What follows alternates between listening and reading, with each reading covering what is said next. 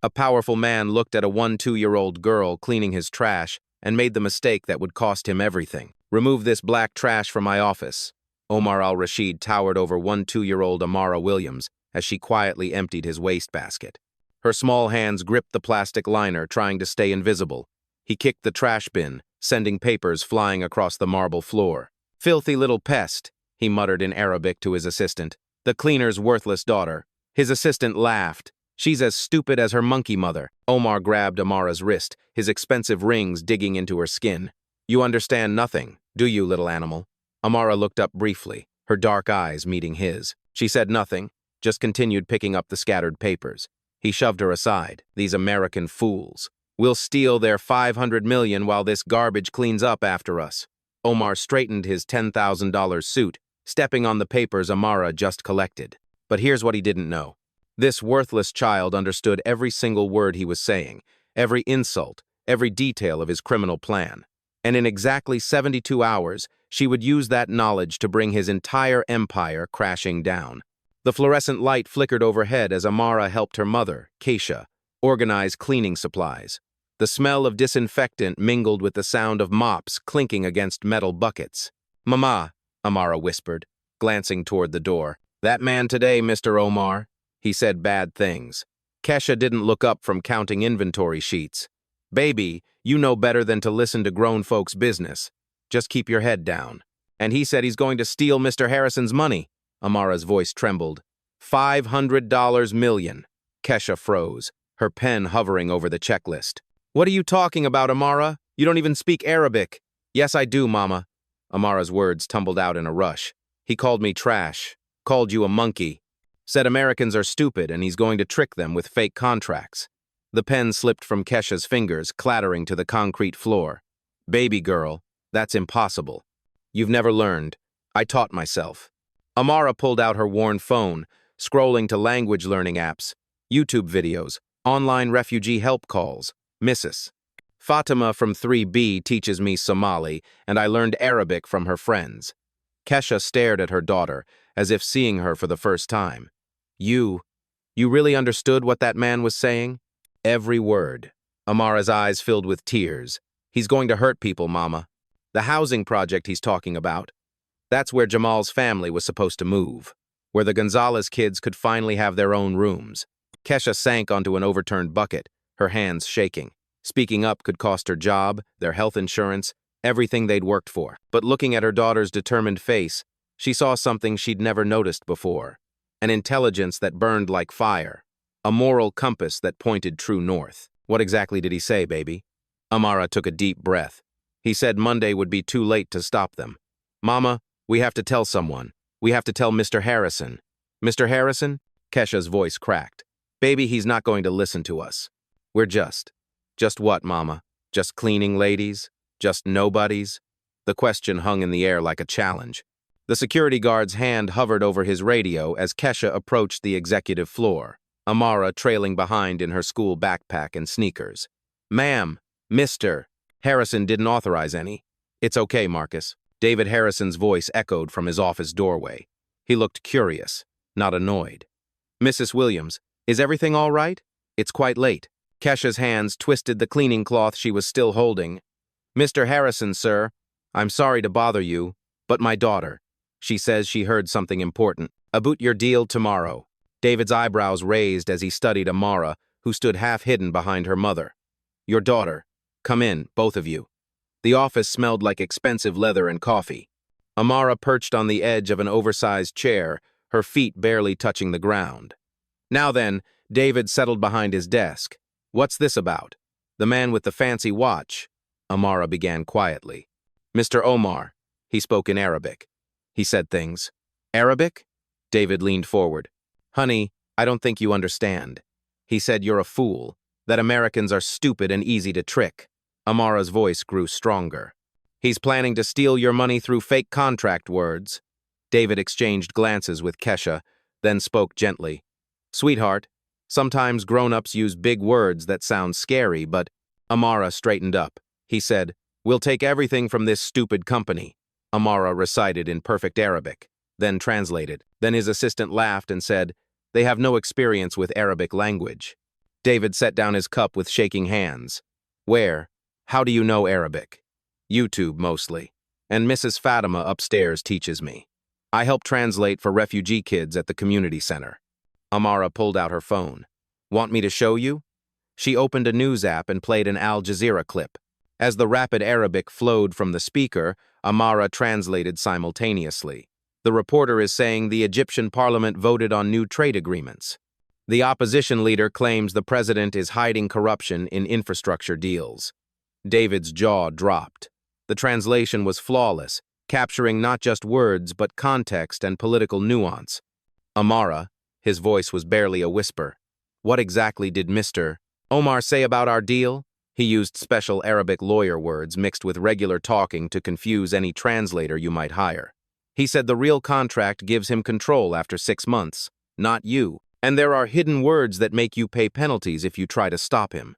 She slid off the chair and approached his desk. Mr. Harrison, can I see the contract?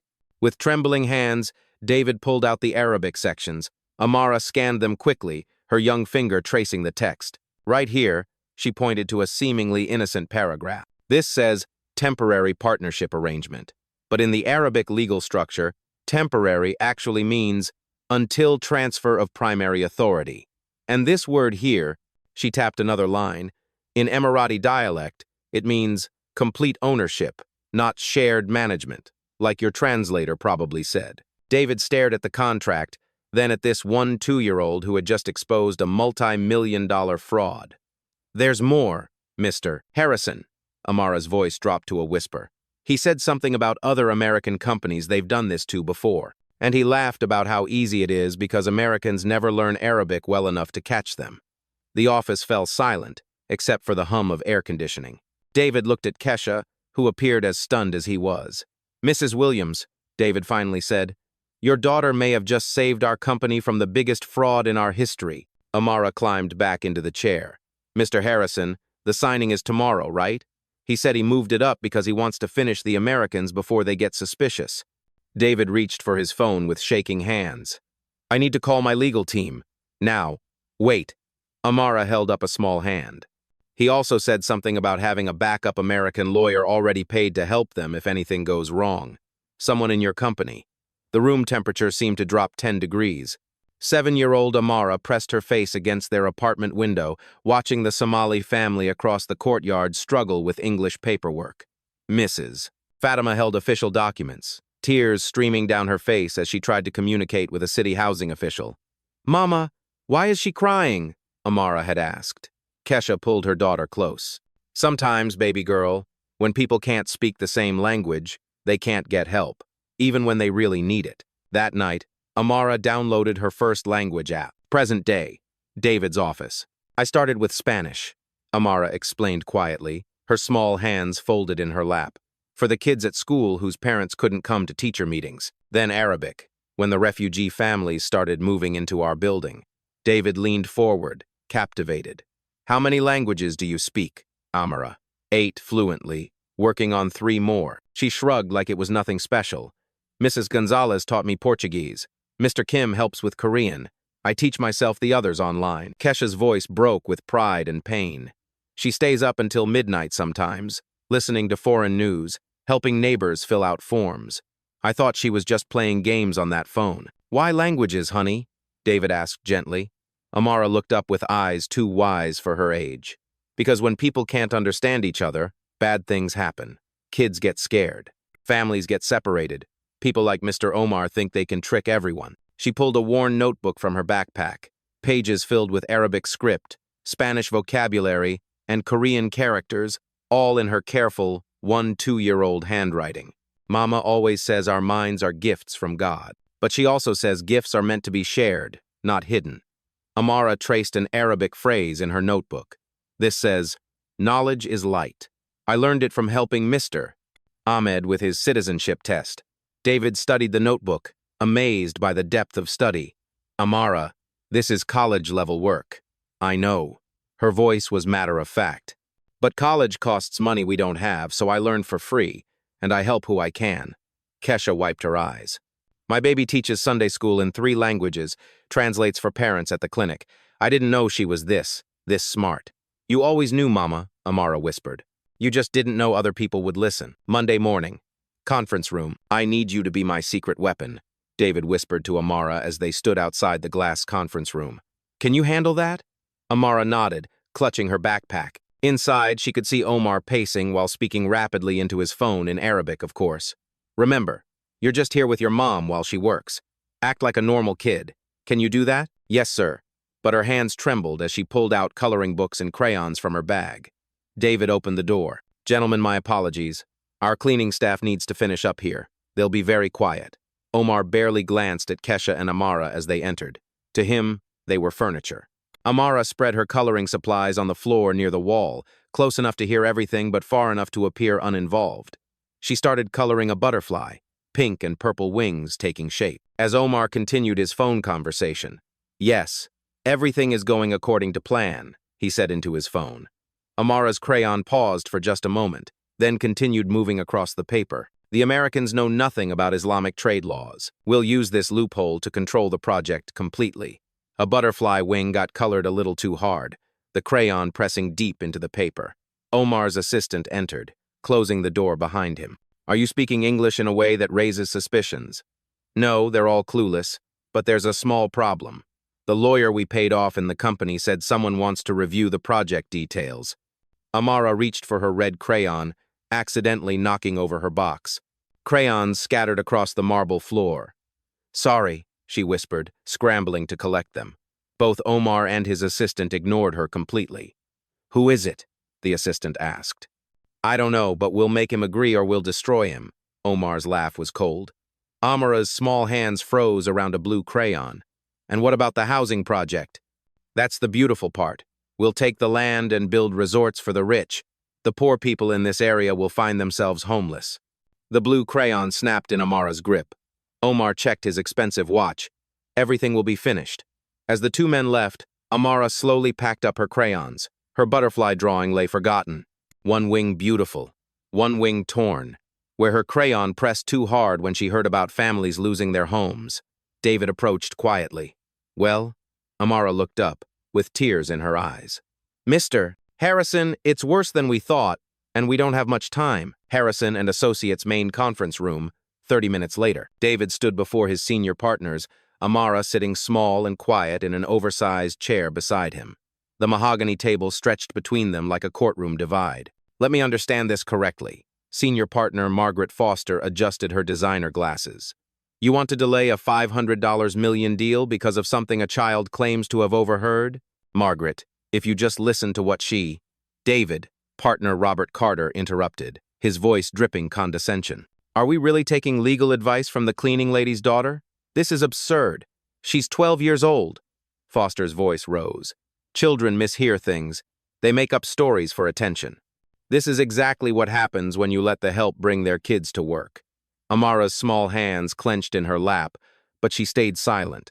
Gentlemen, ladies, David tried again. She speaks fluent Arabic. She understood. Oh, please, partner James Sullivan leaned back in his leather chair. These kids watch too much TV, probably picked up a few words from some movie, and thinks she's a translator. Maybe she misunderstood what she heard, Carter added dismissively. You know how these people can be. They see conspiracies everywhere. The room fell silent. The racist implication hung in the air like poison gas. Keisha shifted uncomfortably by the door, wanting to grab her daughter and run. Furthermore, Foster continued, even if this child did hear something, we have professional translators. We have contracts reviewed by the best legal minds in the city. Are you suggesting we trust a 1-2-year-old over Harvard Law graduates? I'm suggesting, David's voice hardened, that we listen to someone who might have information we need. Sullivan snorted. Information? David, she's a kid from the projects. She should be in school, not in boardrooms making up fairy tales about international conspiracies. What's next? Carter laughed. Are we going to consult the janitor about merger strategies? Ask the security guard to review our tax codes? That's enough. David slammed his hand on the table, but Foster wasn't finished. David, I understand you want to be progressive, but this is a business, not a charity. We can't make decisions based on the fantasies of some cleaning woman's brat. Watch your mouth, Margaret. Or what? You'll have me fired for speaking the truth. This little girl needs to be back where she belongs, at home, playing with dolls, not pretending to understand adult business. Amara finally spoke, her voice barely above a whisper. May I ask Mr. Carter something? The partners exchanged glances. Foster rolled her eyes. Go ahead, honey, David encouraged. Amara looked directly at Carter. You said magna cum laude from Harvard Law in your introduction, but you pronounced magna wrong. It's magna, not magna. Latin stress patterns fall on the penultimate syllable when it contains a long vowel. The room went dead silent. Also, Mr. Sullivan, when you said we should trust the best legal minds, you used a dangling modifier. It should be the best legal minds should be trusted by us, if that's what you meant. Sullivan's face reddened. And Mrs. Foster, you said these people twice, I counted. My mama taught me that when someone says these people, they usually mean people I don't respect. Foster's mouth opened and closed like a fish. David smiled grimly. Now, shall we test her Arabic, or are you convinced that intelligence doesn't come with age requirements? The senior partners shifted uncomfortably in their expensive suits, suddenly very interested in their legal pads. Conference room. 45 minutes before signing, David turned to his humbled partners. Gentlemen, ladies, meet our new linguistic consultant. Amara, are you ready to help us save this deal? The senior partners sat in stunned silence as David outlined the plan. Omar's team will be here in 30 minutes for final negotiations. Amara will sit quietly in the corner with her tablet, appearing to play educational games. In reality, she'll monitor all Arabic communications and feed us intelligence. Foster started to object, but David cut her off. Margaret, unless you suddenly learned Arabic overnight, I suggest you listen. Amara opened her tablet and showed them a simple drawing app. I'll use this to send you signals. Red dot means they're lying. Blue dot means important information. Green dot means they're telling the truth about something. That's actually quite sophisticated, Carter admitted reluctantly. The conference room doors opened. Omar strode in with his legal team, speaking rapid Arabic to his assistant. The signing. The money will be completely in our hands. Amara's finger moved across her tablet screen. To anyone watching, she was coloring a house, but she tapped a red dot that appeared on David's phone. Gentlemen, welcome, David greeted Omar's team warmly. Ready to finalize this partnership? Of course, Omar smiled. Though I must say, some of these contract terms seem quite favorable to your company. Perhaps too favorable. He was testing them, seeing if they'd negotiate against their own interests. Amara quickly drew a blue dot. David glanced at his phone. Actually, Omar, I think the terms are fair as written. 50/50 partnership, shared decision-making, equal profit distribution. Standard international joint venture structure. Omar's assistant whispered in Arabic, It seems they don't know about the hidden clauses. Blue dot on David's screen. However, David continued smoothly, I'd like to review Section 47B once more. The subsidiary management structure. Omar's face twitched. That section contained some of his most carefully hidden traps. How does he know this? Omar hissed to his assistant. Red dot, blue dot, red dot. Amara's little fingers worked quickly, her drawing app becoming a sophisticated intelligence-gathering tool. Is there a problem with Section 47B? David asked innocently. No problem, Omar lied smoothly. Though perhaps we could discuss the timeline modifications. He launched into a complex explanation, switching between English and Arabic to confuse the Americans. But Amara caught every word. Her tablet showed David a simple drawing, a clock with 6 months written underneath crossed out with 30 days written beside it. Interesting, David mused. So, you're proposing to accelerate the timeline from 6 months to 30 days? That seems quite aggressive. Omar froze. He never mentioned timeline changes in English. How did he hear that? Omar's assistant asked in Arabic. I don't know, but we must be careful. Omar's eyes swept the room suspiciously. His gaze passed over Amara, who appeared completely absorbed in coloring a butterfly on her tablet, just a child playing games while adults conducted business. Mr. Omar, David said calmly, I think we need to discuss the real terms you're proposing, all of them, in detail. Omar's confident smile began to crack. Sullivan whispered to Foster, How is David doing this? Foster watched Amara's innocent face as the child continued her game, then whispered back, I think we owe someone an apology. David's private office. During the recess, David closed his office door and sat across from Amara in the small seating area. away from the imposing desk. For the first time all day, he wasn't a powerful lawyer, just a father figure talking to a remarkable child. "Can I tell you something, Amara?" His voice was gentle, vulnerable. "When I was your age, nobody listened to me either."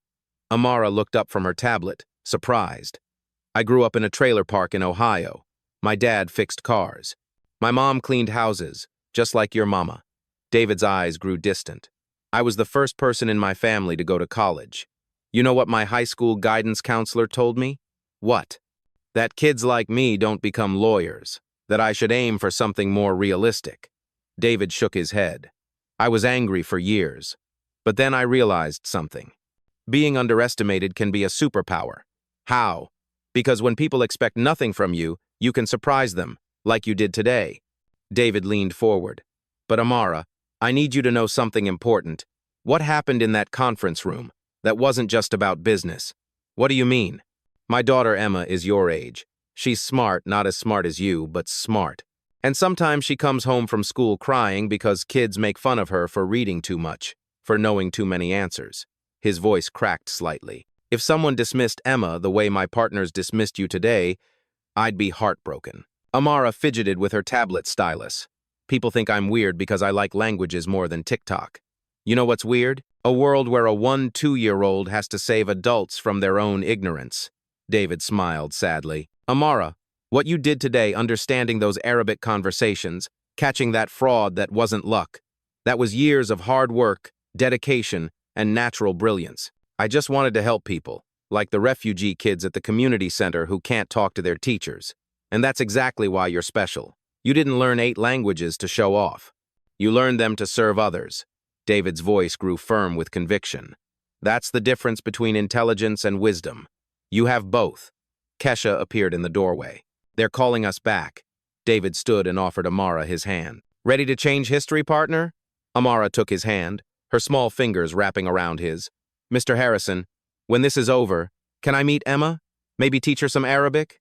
"She'd love that. She could teach you about soccer. She's obsessed."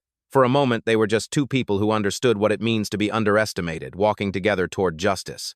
Conference room. Final confrontation. Omar returned with a briefcase full of new documents and a coldness in his eyes that wasn't there before. His assistant carried a digital recorder. They were being extra careful now. "Mr. Harrison," Omar's voice was silk over steel, "I've brought revised contracts. Final terms, non-negotiable." He spread thick legal documents across the mahogany table. The Arabic sections were even more complex than before. Dense, archaic text mixed with modern Gulf dialect terminology. "These require immediate signature. Market conditions have shifted." David glanced at Amara, who sat innocently in her corner, tablet in hand. To Omar, she was invisible furniture. "Of course, but I'd like our linguistic consultant to review the Arabic sections first." "Your consultant?" Omar's eyebrows raised. "I wasn't aware you had Arabic expertise in-house." "Recent acquisition," David said smoothly. Omar's assistant whispered urgently, "Should we be concerned about this?"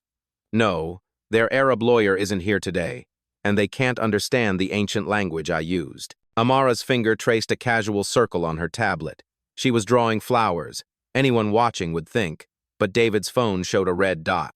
"These contracts," Omar continued in English, "reflect standard international joint venture terms, 60-day transition period, shared oversight, mutual profit distribution." His words sounded reasonable, professional. But in Arabic, he told his assistant, "The real text gives us complete control after only 30 days. And when they try to break the contract, they'll pay $200 million in penalties." Blue dot, red dot, blue dot on David's screen. Amara drew what appeared to be a house with numbers, 30 days and 200 million. "Interesting timeline," David mused, studying the English version. "I see 60 days mentioned here, but I'm curious about enforcement mechanisms." Omar froze. The English version clearly stated 60 days. How did he know about the 30 days? The assistant hissed. "Quiet." Maybe it was a guess. Red dot appeared on David's phone. "Mr. Omar, could you clarify the penalty structure? The Arabic seems quite comprehensive." Omar's confidence cracked. "What penalty structure?" "The 200 million in liquidated damages mentioned in Section 73C of the Arabic text. The temperature in the room dropped 10 degrees. Omar's face went pale. This is impossible. They can't read Arabic at this level. There must be a spy. Both dots, red and blue, flashed frantically on David's screen. Omar's eyes scanned the room like a predator seeking prey. They passed over the senior partners, the legal assistants, David himself, and landed on Amara. The little girl sat quietly, coloring what appeared to be a rainbow on her tablet, completely absorbed in her childish artwork. Omar stared at her for a long, suspicious moment. Then, he walked over to her chair. "Little girl." His voice was deceptively gentle. "What are you drawing?" "A rainbow," Amara answered without looking up, continuing to color. "What's your name, little girl?" he asked in Arabic. The question was a trap. If she understood, she'd react. Amara continued coloring, showing no sign she heard anything unusual. "Do you like rainbows?" he asked again in Arabic. Still no reaction. Omar relaxed slightly. Just a stupid child, after all. But then he noticed something. Amara's crayon paused for just a microsecond when he spoke Arabic. "You're sure she doesn't understand?" he asked his assistant. This time, Amara's hand definitely trembled. Omar's eyes narrowed. He knelt down beside her chair, his expensive suit bringing him to her eye level. "Little pest," he said in Arabic. "Do you understand us?" Amara looked up with big, innocent eyes. "Are you talking to me, mister? I don't speak Spanish." "Arabic, child. Arabic." "Oh, no. I only speak English and a little Spanish from school." But Omar saw something in her eyes, a flicker of intelligence, of understanding. "I want you to leave this room immediately," he commanded in Arabic. Amara blinked, looking confused. "Mama?" she called to Kesha. But Omar wasn't fooled. He'd spent decades reading people, detecting lies, recognizing threats. "Mr. Harrison," his voice turned deadly serious. "I want this child removed from the room now. Omar, she's just." "Now," Omar slammed his hand on the table. "I will not conduct business with unauthorized persons present. Especially not," he glanced at Amara with pure venom, "unwanted observers." David's jaw tightened. "She stays, then we have no deal." Omar began gathering his documents. The moment of truth. Millions of dollars hung in the balance. David's entire firm's future rested on his next decision. He looked at Amara, this brave little girl who had risked everything to expose the truth. "Amara," David said clearly, "would you please tell Mr. Omar in Arabic exactly what you heard him say about the $200 million penalty clause?" The room went dead silent. Omar's face turned white as paper, and Amara stood up, looked Omar directly in the eyes, and spoke in perfect, crystal-clear Arabic. "I heard you say that the real text gives you complete control after only 30 days, and that the Americans will pay $200 million in penalties when they try to break the contract." Omar staggered backward as if he'd been shot. The stupid little black child had just destroyed his entire criminal empire. Conference room. The dramatic reversal. The silence stretched like a taut wire, ready to snap. Omar stared at Amara as if she had materialized from thin air. No longer invisible. No longer dismissible, no longer just a child. "This is impossible," the words escaped his lips like a death rattle.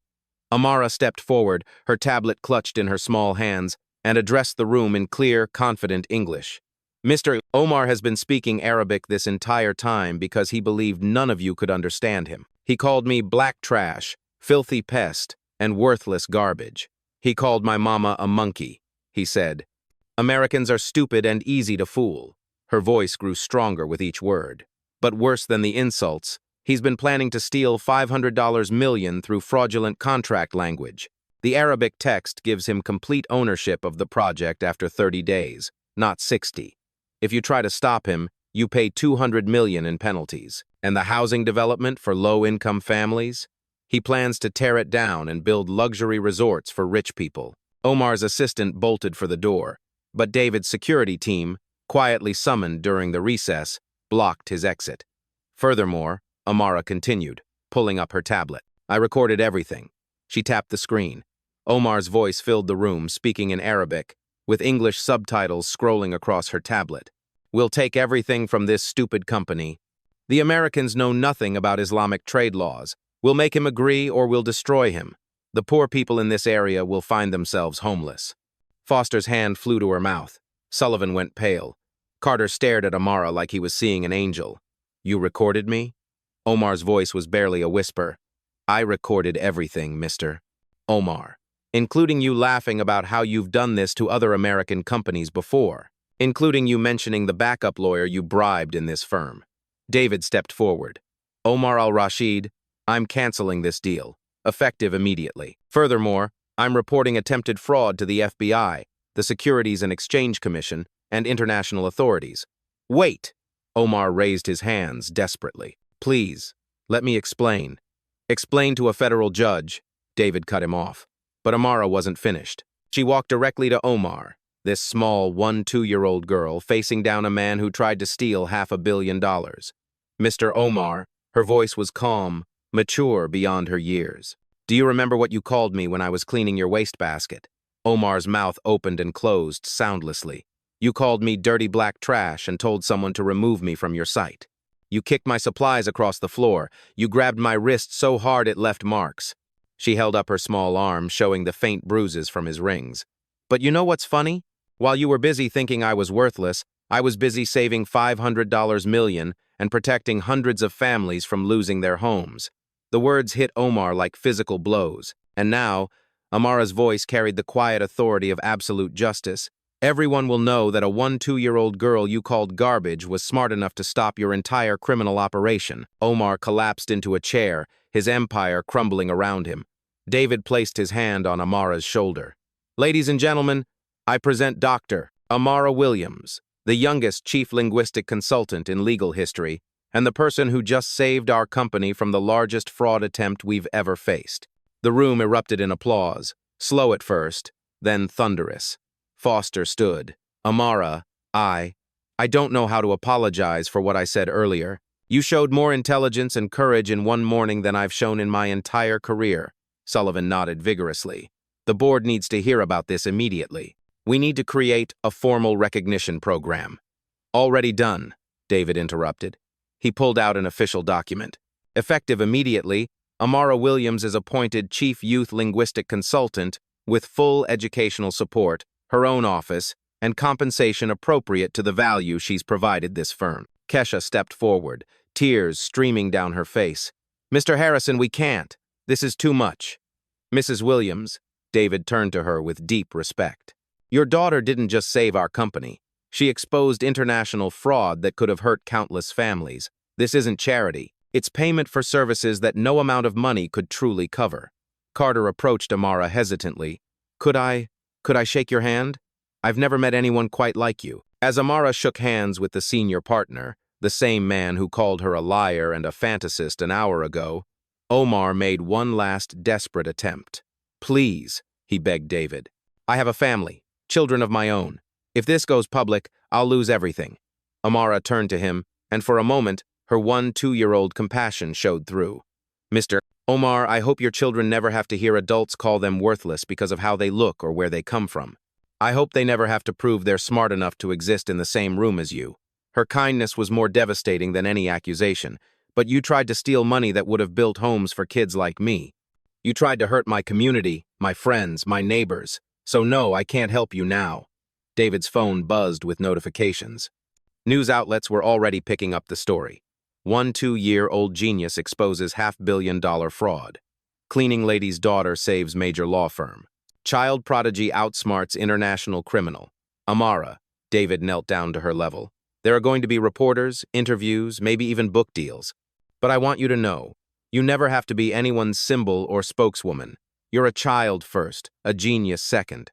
Can I still help the refugee kids with their translation? You can do whatever makes you happy. Foster cleared her throat awkwardly. Amara, would you? Would you be willing to teach some of us basic Arabic? I realize we have significant gaps in our international capabilities. Amara looked up at the woman who had called her the cleaning woman's brat just hours ago. Of course, Mrs. Foster. Learning new languages is fun. Even grown-ups can do it if they try really hard. The gentle innocence of the response, devoid of malice despite the earlier cruelty, brought tears to Foster's eyes. As FBI agents arrived to arrest Omar and his assistant, Amara sat in David's chair behind the massive mahogany desk, her small frame dwarfed by the executive furniture, but her presence commanding the entire room. The worthless trash Omar tried to sweep away had become the most powerful person in the building, and she was only 12 years old. 1 year later, Harrison and Associates. The brass nameplate on the office door read, Dr. Amara Williams, Chief Youth Linguistic Consultant. Inside, 3-year-old Amara sat at a child-sized desk next to a regular one, reviewing documents in 5 different languages, while her homework lay open nearby advanced calculus that would challenge most high school students. Her office walls displayed certificates of recognition from the FBI, the State Department, and 3 universities offering her early admission. But the spot of honor went to a framed photo. Amara teaching Arabic to a group of refugee children at the community center, all of them laughing at something she had written on the whiteboard. A soft knock interrupted her concentration. David entered with a young girl who looked remarkably like him. Amara, I'd like you to meet my daughter, Emma. Emma, blonde and shy, clutched a soccer ball and stared at Amara with a mixture of awe and nervousness. Dad says you speak, like, 100 languages, Emma whispered. Only 12 fluently, Amara grinned, closing her textbook. But I'm working on Mandarin. Want to hear something cool in Arabic? Really? Amara pointed to Emma's soccer ball. That means, I love soccer too. My friend Layla taught me all the soccer words when she moved here from Syria. Emma's face lit up. Could you teach me to say goal in different languages? For the next hour, the 2 girls sat cross-legged on Amara's office carpet, teaching each other. Emma demonstrated soccer kicks while Amara provided multilingual sports commentary that had them both giggling. David watched from the doorway, remembering how a year ago his colleagues had dismissed this brilliant child as worthless trash. Mr. Harrison, Kesha appeared beside him, wearing the professional attire of her new position as Director of Community Outreach. The scholarship committee is ready for you. In the main conference room, the same room where Omar once called Amara garbage, David addressed a diverse group of teenagers and their parents. The Amara Williams Foundation has approved full educational scholarships for 15 students this year, he announced. Each recipient was nominated by someone who saw potential that others missed. The recipients included a homeless honor student, a teenage single mother pursuing her GED, a young man whose learning disabilities masked his mathematical genius, and a deaf girl whose American Sign Language skills made her a natural for international relations. But before we celebrate, David continued, I want you to hear from someone special. Amara entered the room. No longer the invisible child with the cleaning supplies, she wore a simple dress and carried herself with a quiet confidence that commanded immediate respect. A year ago, a very powerful man looked at me and saw nothing but dirty black trash, she began. He thought I was too young, too poor, too different to matter. He was wrong. She paused, looking at each scholarship recipient. But here's what I learned. He wasn't wrong because I'm special. He was wrong because every person in this room is special. Every person has gifts that the world needs, even if the world doesn't know it yet. A teenage mother wiped tears from her eyes. The hardest part isn't proving you're smart enough or good enough. The hardest part is believing it yourself when everyone around you says you're not. Amara's voice grew stronger. I'm here to tell you, you are enough. You are worthy. You are brilliant. And someday, you'll get the chance to prove it. She turned to address the room at large. But this isn't just about the people receiving scholarships today. This is about all of us learning to see differently. Amara walked to the same spot where Omar once stood, where he once dismissed her as nothing. Look around your schools, your workplaces, your communities. Who are you not seeing? Whose voice are you not hearing? Whose potential are you missing because they don't look like what you expect genius to look like? The room was completely silent, hanging on every word from this 3-year-old who changed everything. The next time you see someone cleaning an office, ask yourself, what languages do they speak? The next time you pass a child sitting quietly in a corner, ask yourself, what are they thinking about? The next time someone seems different from you, ask yourself, what can they teach me? Amara paused at the head of the conference table. Because here's the truth that took me 13 years to learn. Talent doesn't wear expensive suits. Intelligence doesn't need a college degree. Wisdom doesn't require wrinkles. And worth has nothing to do with the size of your paycheck. She looked directly into the camera that was recording this moment for the Foundation's website. So, I'm asking you, yes, you watching this, what will you do differently tomorrow? Will you notice someone you've been overlooking? Will you listen to someone you've been dismissing? Will you see potential where others see problems? Amara smiled, the same quiet smile she had when Omar first underestimated her. Because somewhere out there is another kid like me, sitting quietly in a corner, understanding more than anyone realizes, and they're waiting for someone like you to see them. She paused one final time. Don't make them wait too long. The lesson. Never underestimate anyone. True worth, intelligence, and power can be found where you least expect them. It is our responsibility to look past our own biases to see the hidden potential in everyone around us. What did you think of Amara's story? Share your story of hidden potential in the comments below. Like this video if you believe talent exists everywhere, and subscribe to the channel for more inspiring stories. Remember, you never know who might be listening.